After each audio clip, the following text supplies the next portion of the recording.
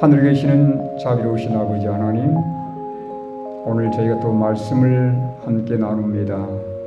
성령 하나님 역사해 주시고 이 말씀을 통해서 하나님께 영광이 되며 저희 모두에게 다시 한번 소망을 북돋는 귀한 시간 되게 축복하여 주시옵소서. 예수님의 귀하신 이름으로 기도드리옵나이다. 아멘. 오늘 말씀의 제목입니다. 마지막을 알리는 두려운 징조들이란 제목으로 여러분께 말씀을 전하도록 하겠습니다. 아마 저희 월곡교회 성도님들은 이런 내용으로 몇 번 들으셨을 거라고 생각합니다. 그렇지만 다시 한번 우리가 어떤 사건들이 마지막 때에 등장할 것이고 우리가 어떻게 이것들을 생각해야 되며 어떻게 예수님을 맞이하기 위해서 준비할 것인지 다시 한번 우리 마음을 새롭게 하는 시간으로 갖도록 하겠습니다. 여러분, 냉동인간에 대한 얘기 들어보신 적 있으십니까? 네.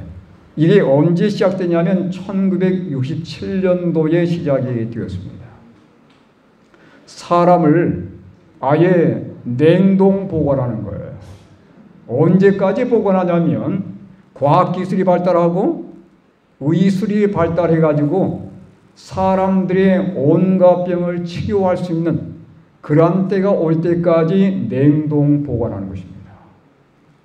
그 첫 번째 사람이 누구냐면 미국의 유명한 심리학자였습니다. 이름이 뭐냐면 제임스 베드포드라는 사람이었어요. 이 사람이 간암 선고를 받고 시한부 인생을 살게 되었습니다. 그런데 죽고 싶지 않는 거예요. 그래서 부탁을 해가지고 냉동 보관하도록 그렇게 요청을 받아들여졌고, 과학기술을 통해서 이 사람의 시신이 지금 냉동 보관되어 있는 거예요. 그 이후로 여러 사람들이 이러한 신청을 하게 되었고, 현재는 600명이 넘는 사람들이 이러한 냉동 보관 상태에 있다고 하는 것입니다. 그냥 냉동창고에 집어넣는 게 아니에요. 과정은 아주 복잡합니다. 왜냐하면 이 사람의 내부가 얼어버리면 안 되기 때문에 동결 방지제를 집어넣어야 돼요. 그러려면 피를 다 빼내야 됩니다. 혈액을 다 빼내고 그 자리에 동결 방지제를 집어넣어가지고 몸은 말랑말랑한 상태에 있게 만들고 그 다음에 냉동 보관 상태에 들어가게 되는데 영하 196도에 캡슐에다가 집어넣는 거예요. 과정은 아주 복잡합니다. 이들은 언제를 기다리고 있냐면 과학기술이 정말 뛰어나게 발전해서 내 몸의 병을 치료할 수 있는 그날이 오기를 기다리는 거예요. 아직도 보관 상태에 있습니다. 근데 문제는 이거예요. 과연 이들이 정말 그런 기술이 발달해가지고 정말 병을 낫게 할 수 있을지, 또 다시 몸을 살리는데 과연 이들이 무리 없이 살아날 수 있을지, 이것도 문제입니다. 보장되지 않는 거예요. 근데 여러분 생각해 보시기 바랍니다. 이분들이 만약 의학기술이 발달해서 치료를 받았다 할지라도 영원히 사는 겁니까? 죽지 않을까요? 몇 년 더 살다가 죽게 돼 있어요. 이건 피할 수 없는 겁니다. 성경이 이렇게 말씀하고 있습니다. 히브리서 9장 27절의 성경 말씀 보니 한 번 죽는 것은 사람에게 어떤 거라고 했어요? 정해진 것이라 그랬어요.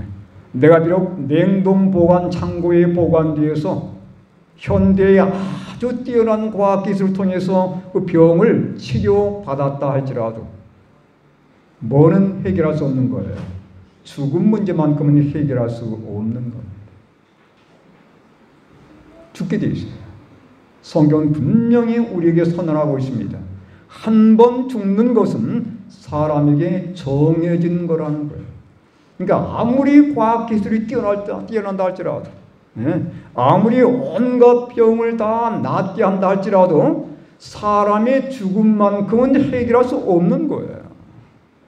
네. 이게 언제 해결되냐면 이때 해결됩니다.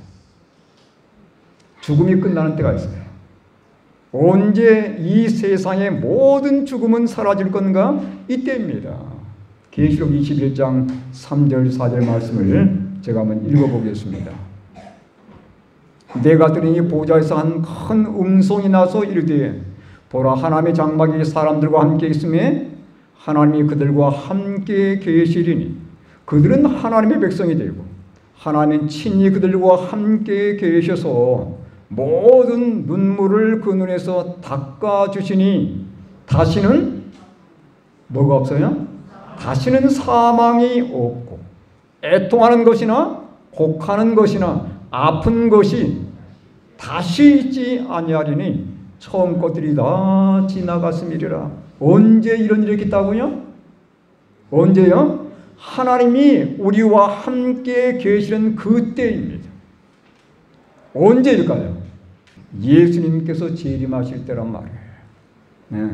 예수님이 재림하셔야 모든 문제는 끝나는 겁니다. 아픈 것이 그때 해결되는 거예요. 어떤 분들은 몸이 몹시 아프고 힘든 분들이 계실 겁니다. 또 정말 가지지 말아야 할 질병 때문에 고통당하신 분들도 계실 거예요. 이 모든 게 언제 해결되냐면 예수님께서 오셔야 끝나는 겁니다. 그 예수님께서 언제쯤 오실까요? 이게 이제 관건이잖아요. 그죠? 그 예수님이 빨리 오시면 좋겠는데 언제쯤 과연 예수님께서 오실 것인가 이거예요. 오늘 저희가 이 말씀을 잠깐 성경 말씀을 통해서 살펴보도록 하겠습니다. 재림은 얼마나 가까워졌는가. 여러분 성경을 아무리 봐도 예수님께서 언제쯤 오실 거라고 말씀한 기록은 없습니다. 네. 내가 2000 몇 년 몇 월 며칠에 내가 올 거야 이런 말은 전혀 성경에 없어요. 다만 뭐가 있냐면 내가 올 때쯤 되면 이런 다양한 징조들이 있을 거라고 말씀해 주셨습니다. 근데 그 징조를 똑같은 두 다른 사건을 언급하면서 동일한 징조를 우리에게 말씀해 주셨어요. 첫 번째가 뭐냐면 예루살렘 멸망의 사건입니다. 언제 사건이 있었냐면 서기 70년이 있었어요. 근데 예루살렘 멸망 때 있었던 징조들이 마지막 때 똑같이 다시 재반복되는 거예요. 자, 예루살렘 멸망의 그 징조들이 분명히 이루어졌고 예루살렘이 멸망했다면 마지막 때에 이 똑같은 징조들이 발생한 걸 보면 세상 멸망이 가까웠고 예수님께서 오실 때가 가까웠다는 것을 확신할 수 있습니까? 네, 분명히 그렇습니다. 자, 그 내용들을 제가 함께 살펴보겠습니다. 마태복음 24장 4절로 9절의 말씀이에요. 예수께서 대답하여 이르시되 너희가 사람의 미혹을 받지 않도록 주의하라. 뭘 조심하라고요? 특별히 사람 조심하라고 첫 번째로 언급하셨어요. 많은 사람이 내 이름으로 와서 이르되 나는 그리스도라 하여 많은 사람을 미혹하리라. 두 번째요. 난리와 난리 소문을 듣겠으나 너희는 삼가 두려워하지 말라. 이런 일이 있어야 돼. 아직 끝은 아니니라. 민족이 민족을 나라가 나라를 대적하여 일어나겠고 이건 전쟁에 대한 말씀이에요. 세 번째, 곳곳에 기근과 네 번째, 전염병과 다섯 번째, 지진이 있으리니 이 모든 것은 재난의 시작이니라. 그러니까 이런 사건들이 많아졌을 때 예루살렘 멸망이 틀림없이 왔던 것처럼 마지막 때 이런 사건들이 많아지는 걸 보면 예수님께서 오실 때가 임박하다고 하는 예수님의 가르침이에요. 살펴보겠습니다. 자, 과연 이런 일이 있었는가 이거예요. 미혹이 있었고 전쟁이 있었고 기근이 있었고 전염병이 있었으며 지진이 있었는지 잠깐 역사적인 증거들을 보도록 하겠습니다. 이런 증거들이 일어나면서 징조들이 발생하면서 서기 70년에 예루살렘이 멸망했다는 것을 우리는 역사적인 증거들을 통해서 볼 수 있어요. 첫 번째, 미혹하는 일입니다. 많은 사람들이 어떤 이름으로 올 것이라고 했습니까? 그리스도의 이름으로 올 것이라고 언급하고 있어요. 예. 여러분, 이런 사람들이 있었습니다. 예. 드다라는 사람이 있었고, 갈릴리 유다라는 사람이 있었고, 애굽인이 있었는데, 이들은 다 자신들이 예수라고 주장했던 사람들이에요. 자신들이 메시아라고 주장했던 거짓 그리스도들이었습니다. 두 번째, 전쟁에 대한 소식들이 있었는데, 여기 마우리타니아에서, 브리타니아에서, 그리고 아르메니아에서 계속해서 로마 세계 여러 지역들에서 전쟁이 발생했어요. 이 전쟁에 대한 소식은 뭘 의미해 주냐면 예루살렘 멸망이 가까웠음에 대한 징조들이라는 겁니다. 세 번째는요. 세 번째, 네 번째 함께 보겠습니다. 기근과 전염병이에요. 여기 사도행전 11장 28절 보니까 어떤 한 선지자가 이렇게 예언했습니다. 성령으로 말하되 천하에 큰 흉년이 들리라 하더니 글라우디오 때에 그렇게 되니라 그랬어요. 로마 황제 글라우디오 황제 때에 네 차례의 큰 기근이 있었고 이 징조대로 예루살렘 멸망은 가까이 다가오게 된 것입니다. 마지막으로 지진들이 있었어요. 제가 더 많은 징조들을 말씀드릴 수 있지만 시간이 많이 지나기 때문에 제가 아직 가장 대표적인 것만 여러분께 말씀을 드리는 겁니다. 예루살렘이 멸망이 직전에 5차례의 대지진들이 있었습니다. 여러분 지금도 유럽에 가보면 거대한 신전들과 이 거대한 건물들이 다 무너져 있어요. 아직 치우지 않았습니다. 그대로 그냥 보관하고 있는 거예요. 그래서 가이드들이 관광 안내하는 가이드들이 뭐라고 하냐면 이 모든 건물들은 지진 때문에 무너졌습니다. 그렇게 얘기해요. 예, 지진이 지나가면서 거대한 건축물들이 다 무너져 내린 겁니다. 근데 여기 보니까 예루살렘이 멸망 직전에 5차례의 대지진이 있었습니다. 로마에서 51년에, 소아시아 아페마에서 53년에, 라오디게아에서 60년에, 그리고 폼페이에서 62년에, 그리고 나폴리에서 64년에 로마가 찾아왔던 그 지역들이었어요. 네. 이것들을 보면서 그리스도인들은 무엇을 생각했겠습니까? 아, 예수님께서 말씀하신 것처럼 이제는 멸망의 순간이 가까웠음을 그들은 감지한 겁니다. 말씀대로 되었습니까? 말씀대로 되었어요. 서기 70년에 예루살렘은 급기야 여러 가지 징조들이 먼저 있은 다음에 예수님께서 말씀하신 그대로 틀림없이 서기 70년에 예루살렘은 멸망을 경험하고 말았습니다. 이때에 110만 명의 유대인들이 사망을 당하게 된 거예요. 9만 7천 명의 노예로 끌려가게 되었습니다. 성전은 완전히 파괴를 경험할 수밖에 없게 됐어요. 돌 하나도 돌 위에 남지 않고 완전히 무너져 버렸습니다. 예. 이렇게 많은 사람들이 죽었는데 이렇게 많은 사람들이 희생된 가운데서도 여러분 놀라운 일이 벌어졌습니다. 그게 바로 뭡니까? 바로 여기 밑에 제가 빨간 글로 이렇게 표시해 놓았는데 우리 그 부분을 함께 읽어보도록 하겠습니다. 쟁투 30쪽의 말씀인데 읽겠습니다. 시작. 그리스도인은 예루살렘의 멸망 때 한 사람도 죽임을 당하지 않았다.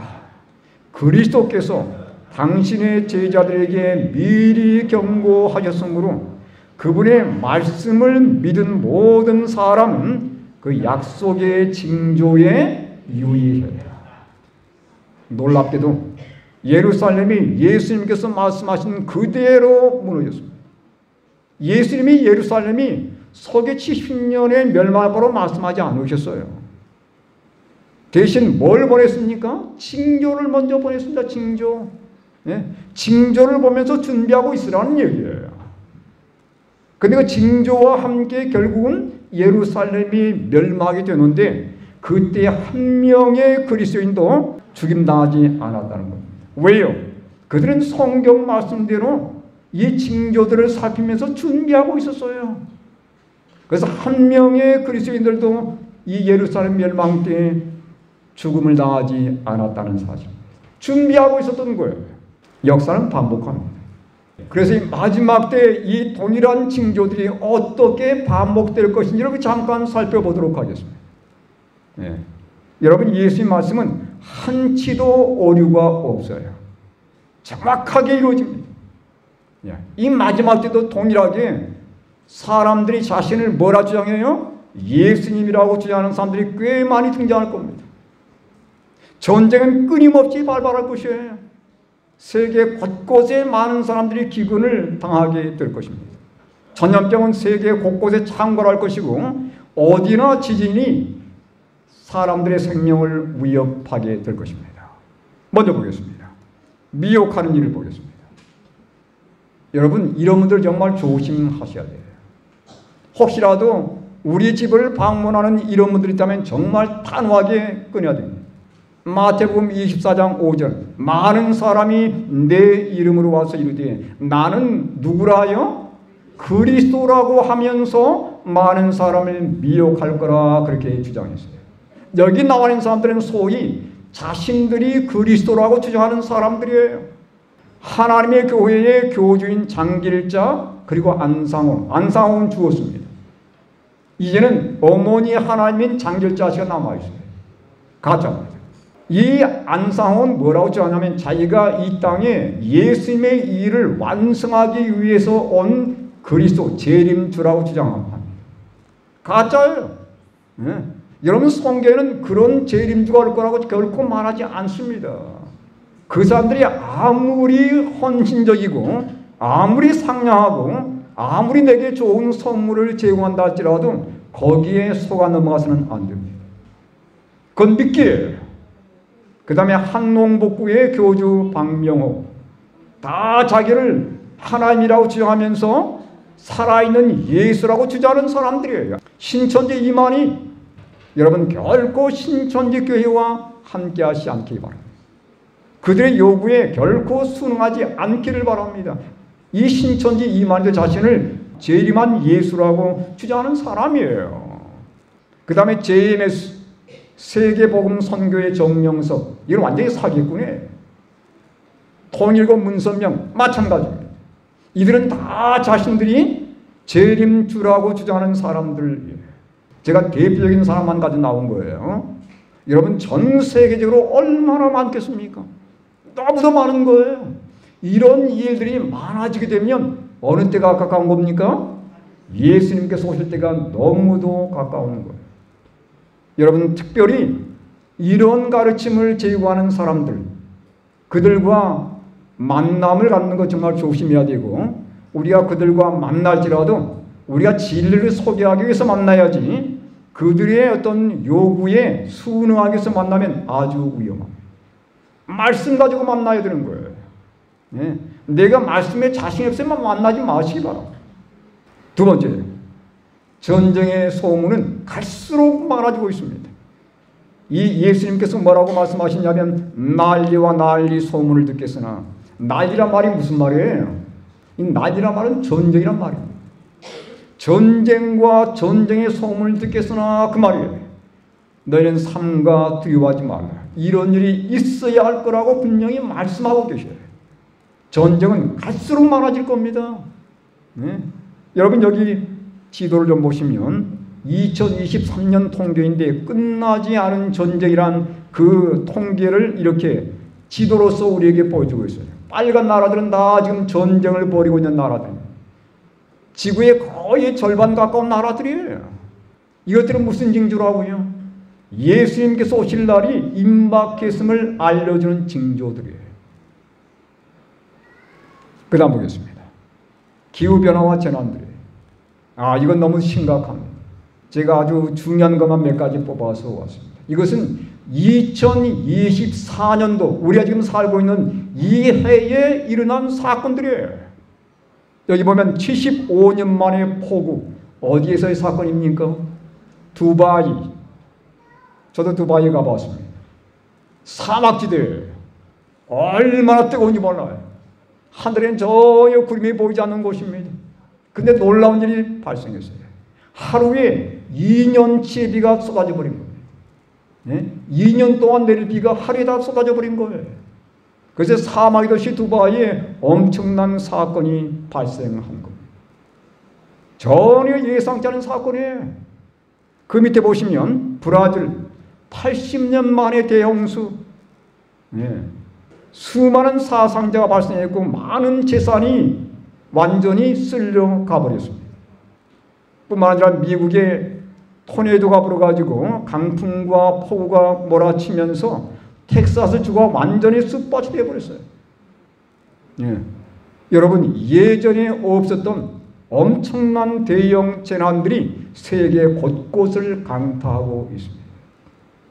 저는 토네이도는 미국만 있는 줄 알았어요. 근데 최근에 어디에서 발생했습니까? 중국에서 토네이도가 발생하고 있습니다. 여기 보니까 이 매스컴은 뭐라고 보도를 하냐면 정말 오는 줄, 지역의 토네이도, 미국만이 아니라는 거예요. 중국도 엄청난 재난을 가져왔습니다. 그 다음 옆에 보시면 중동 이어 중국의 물폭탄, 토네이도도 하면서 기상재난 아시아 가장 심각이란 제목으로 보도되고 있는 내용입니다. 그 다음 옆에 보시면 토네이도의 우박까지 마을 4곳이 초토화되어 버렸다는 거예요. 중국에서 사건입니다. 우박이 내렸는데 사람 주먹보다 큰 이런 우박이 내려가지고 완전히 차들을 다 박살내 버렸어요. 그 다음 밑에 보시면 미국 100개 넘는 토네이도 강타. 토네이도는 갈수록 심화되어 있고 갈수록 넓어지고 있습니다. 그 다음에 대형 산불들입니다. 세계 곳곳에 대형 산불이 끊이지 않고 발생하고 있어요. 여기 보니까 미국 텍사스에 최악의 산불이 발생해서 서울 면적의 7배를 다 태워버렸다는 것입니다. 여러분, 이런 모든 것들은 우리가 예상치 못했던 끔찍한 재난들이에요. 이것들이 우연입니까? 우리는 여기서 뭘 볼 수 있어야 되는 거예요? 예수님께서 오실 날이 임박해 가고 있음을 우리는 감지할 수 있어야 되는 거예요. 이것들이 하도 많이 발생하기 때문에 우리는 무덤덤하게 지나가 버릴 가능성이 많습니다. 그런데 이 모든 것들은 우리를 깨우기 위한 마지막 징조라고 하는 거예요. 여러분, 올 여름은 얼마나 더울 것 같습니까? 작년은 지금까지 역사의 최악의 더위를 우리 모든 사람들이 경험했습니다. 올해 2024년은 작년보다 훨씬 더 더울 거라고 예상하고 있습니다. 갈수록 뜨거워지는 거예요. 이건 모든 다 재난입니다. 재난. 많은 사람들이 또 희생당할 것입니다. 전염병은 끊임없이 늘어갈 것입니다.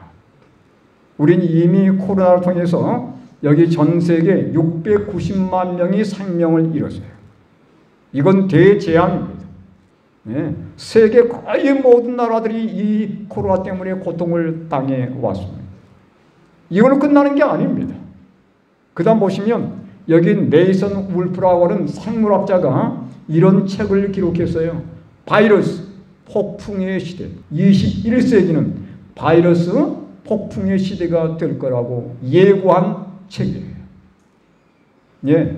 이 사람이 이것을 예고한 다음에 코로나가 닥쳐왔습니다. 그 다음 보시면 빙하가 녹으면서 그 안에 갇혀져 있던 모든 바이러스들이 다시 나온다는 겁니다. 그러면 우리가 생각지 못했던 엄청난 이러한 전염병이 지구를 휩쓸 거라는 그러한 하나의 경고의 목소리들이 계속해서 울려 퍼지고 있습니다. 대지진입니다. 얼마 전에 4월 2일 날이었습니다. 대만에서 7.4 강도의 대지진이 발생했어요. 큰 건물들이 넘어지고 말았습니다. 뿐만 아니라 1월 1일 일본에서 노토반도에서 진도 7.6의 강진이 발생하면서 260명이 희생을 당했습니다. 이런 재난들이 꼬리를 물면서 발생하고 있어요. 이것들은 어떤 징조라고요? 예수님이 오실 날이 임박했음을 알려주는 징조들이란 말이에요. 여러분과 여행할 때 이정표를 보지 않습니까? 이정표. 이정표에 뭐가 기록되어 있어요? 서울까지 몇 킬로 남았다고 기록되어 있지 않습니까? 그렇죠? 네. 우린 그 이정표를 보면서 우린 여행을 합니다. 목적지가 얼마 남지 않았다는 얘기예요. 네. 우리는 이런 다양한 사건들을 보면서 예수님의 재림의 시간이 얼마 남지 않았음을 감지하게 되는 겁니다. 그러니까 우리가 뭐 해야 되겠어요? 어느 때보다도 깨어서 하나님 말씀을 연구하고 예수님을 보다 더 확실하게 믿는 그러한 신앙을 다시 한번 가져야 된다는 거예요. 여기 보시기 바랍니다. 본 적 없는 비현실. 지금까지 이런 일이 없었다는 거예요. 네. 지금까지 전혀 예상하지 못했고 보지 못했던 이런 희귀한 재난들이 곳곳에서 발생하는 걸 보면서 이렇게 기록한 겁니다. 본 적 없는 비현실. 그 다음에 최악의 극단. 기상 이변의 습격 2024년도에는 어떤 일이 날 것인가? 네. 두려움 가운데 이런 질문이 던져졌습니다. 24년 역대 가장 더운 2024년. 가뭄과 홍수 동시에 올 것이다. 초강력 태풍도 함께 몰아붙이게 될 것입니다. 여러분, 이런 다양한 재난들을 보면서 우리는 어떻게 해야 되는 것입니까? 여러분, 이런 재난들이 일어나면서 서기 70년에 예루살렘이 멸망했어요. 우리에게는 분명한 역사적인 교훈이 있습니다. 그죠? 역사적인 증거가 남아있어요. 이런 징조들이 발생하면서 예루살렘이 멸망했거든요. 네. 그렇다면 이런 똑같은 징조들이 발생하면서 예수님께서 오실 날이 임박했다는 것을 우린 분명히 확신해야 될 것입니다. 그렇습니까? 예. 이게 하나님께서 우리에게 주신 기별이에요. 예수님께서 오셔야 끝나는 겁니다. 예. 그 예수님의 재림은 우리 인류의 소망이에요. 그분이 오셔야 끝나는 겁니다. 모든 사망이 끝날 거예요. 우리 인간을 괴롭히는 모든 질병들이 끝날 겁니다. 네. 이 세상의 끔찍한 살인사건과 모든 사고들이 끝날 거예요. 자, 여러분, 예수님께서 이제 정말 우리의 코앞에 다가왔습니다. 어떻게 해야 되겠어요? 예수님이 재림하실 때 두 종류의 사람만이 있습니다. 두 종류의 사람만이 있어요. 세 번째 종류는 없습니다. 자, 어떤 두 반응을 일으키냐면 한 부류의 사람들은 이렇게 예수님의 재림을 환영할 것입니다. 이사야 25장 9절의 말씀인데 읽겠습니다. 시작. 그날에 말하기를 이는 우리의 하나님이시라. 우리가 그를 기다렸으니 그가 우리를 구원하시리로다. 이는 여호와시라. 우리가 그를 기다렸으니 우리는 그의 구원을 기뻐하며 즐거워하리라. 이게 이제 한 종류의 사람들이에요. 이들은 재림을 환영하는 것 같습니까? 그냥 무덤덤하게 맞이하는 것 같습니까? 네, 정말 적극적으로 환영하는 사람들이에요. 아, 예수님 정말 기다렸습니다. 이제서 오십니까? 제가 정말 고난 가운데 예수님 오심을 정말 고대했습니다. 이제 오시니 정말 감사합니다 하면서 찬양하는 사람들이에요. 또 한 무리는 전혀 다른 반응을 일으키는 사람들입니다. 계시록 6장 15절 16절을 보니까 함께 읽겠습니다. 시작. 땅의 임금들과 왕족들과 장군들과 부자들과 강한 자들과 모든 종과 자유인이 굴과 산들의 바위 틈에 숨어 산들과 바위에게 말하되 우리 위에 떨어져 보좌에 앉으신 이의 얼굴에서와 그 어린 양의 진노에서 우리를 가리라. 이들은 어떤 사람 같습니까? 환영하는 무리 같아요? 아니면 무서워서 벌벌 떠는 무리 같아요? 네, 무서워서 벌벌 떨면서 영광을 피해달라고 소리 지르는 사람들. 너무도 두려운 거예요. 네? 여러분, 정반대의 반응 아닙니까? 한 무리의 사람들은 너무도 기뻐가지고 오심을 적극적으로 환영하면서 감사하는 찬양을 던지는 무리가 있는가 하면 너무도 두려워서 숨고 도망다니는 사람들이 있어요. 여러분, 우린 둘 가운데 하나를 선택해야 합니다. 중간 지대는 없어요. 둘 가운데 하나입니다. 여기는 선택이 달려 있는 겁니다. 내가 오늘 예수님을 믿고 그분께서 오실 것을 확신하느냐, 그리고 그분의 오심을 위해서 정말 믿음으로 준비하느냐, 이런 사람들은 전자의 무리에 해당될 것입니다. 근데 예수님의 재림에 대한 다양한 징조들을 보면서도 여전히 세속적인 것을 떨쳐버리지 못합니다. 신앙을 하긴 하되 형식적으로 하는 사람들은 이 후자에 해당되게 될 것이에요. 선택에 달려있는 것입니다. 그러니까 우리는 어느 때보다도 적극적으로 신앙을 해야 되는 거예요. 그냥 대충 교회에 나가는 것이 아니라 정말 예수를 믿되 생명을 걸고 해야 되는 겁니다. 저는 우리 성도님들이 그렇게 되기를 간절히 바랍니다. 여러분, 전자에 해당되려면 이렇게 하시기 바랍니다. 누가복음 21장 28절의 말씀이에요. 읽겠습니다. 시작. 이런 일이 되기를 시작하거든 일어나 머리를 들라. 너희 속량이 가까웠느니라 하시더라. 어떻게 하라고요? 머리를 어떻게 하라고요? 들라라. 머리를 쳐박고 있지 말라는 거예요. 어떤 사람들이 좋은 사람들이에요. 그 다음에 세상 것에 미련이 많은 사람들이에요. 여러분, 영적으로 졸아서는 안 됩니다. 그 다음 세상 것에 너무 미련을 가져서는 안 되는 거예요. 다 끝날 겁니다. 지금은 내꺼 이렇게 여러분 목매면서 내 거라고 주장하지만 다 사라질 겁니다. 그게 얼마 못 갈 거예요. 여러분, 거기에 나의 생명을 걸지 않기를 바랍니다. 일어나 머리를 들라는 거예요. 하나님을 기대하라는 것입니다. 하나님 믿는 신앙을 다시 새롭게 시작하라는 얘기예요. 하나님의 계심을 믿고 살라는 얘기입니다. 이렇게 사는 사람들에게는 이러한 놀라운 보장이 주어질 것입니다. 시편 46편 1절로 3절 읽겠습니다. 시작. 하나님은 우리의 피난처시요 힘이시니 환난 중에 만날 큰 도움이시라. 그러므로 땅이 변하든지 산이 흔들려 바다 가운데 빠지든지 바닷물이 솟아나고 뛰놀든지 그것이 넘침으로 산이 흔들릴지라도 우리는 두려워하지 아니하리라.